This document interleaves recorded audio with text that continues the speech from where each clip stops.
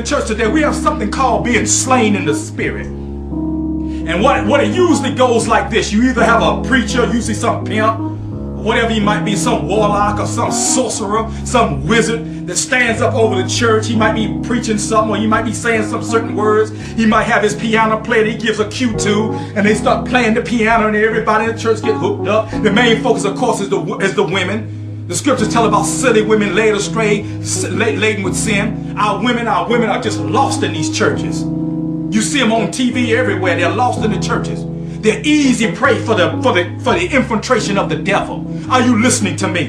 And so what happens is that in these churches, each church has a different way of bringing it in. But there's a certain point in the ministry or in the service when all of a sudden they say that the Spirit of the Most High is now in us.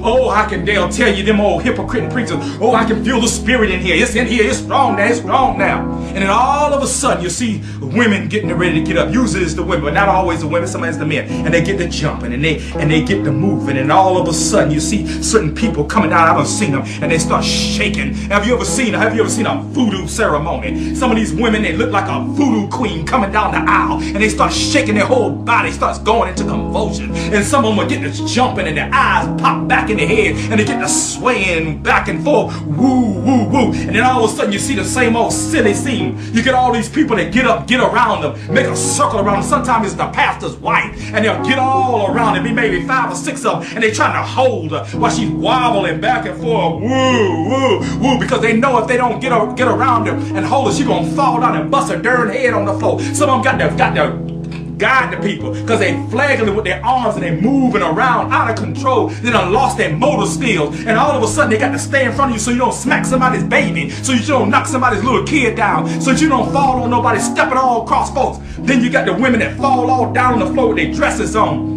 And when their dress come up, you can look up on their dress and see their private parts. So you got some woman or some man, they come up with some big old shit that they throw it over their body so that you can't look up their skirts while they laying down on the floor. They done lost control of themselves. They done lost control of their motor skill. You have some old wizard or warlock that might be calling himself an apostle. He'll come up to the front of the church, and it might be an old prophetess, one of them old chicken bone sucking prophetesses. And they'll get up there and they'll put their hand on their head or put their hand on their body. And all those weak-minded people, they get to shaking like they're going into convulsion. Then they're ready to fall out. They'll tell somebody stand behind them and catch them before they hit the floor because they've been on broke their darn neck. Let me ask you a question. When you see this foolishness going on in a church, do you really believe that that is the movement of the Holy Spirit? Do you really believe that that is the Most High moving among His people? Do you really believe that that is the way the Spirit of the Almighty moves when He comes to a people? You can't be that ignorant. Don't allow yourself to be caught up in that foolishness.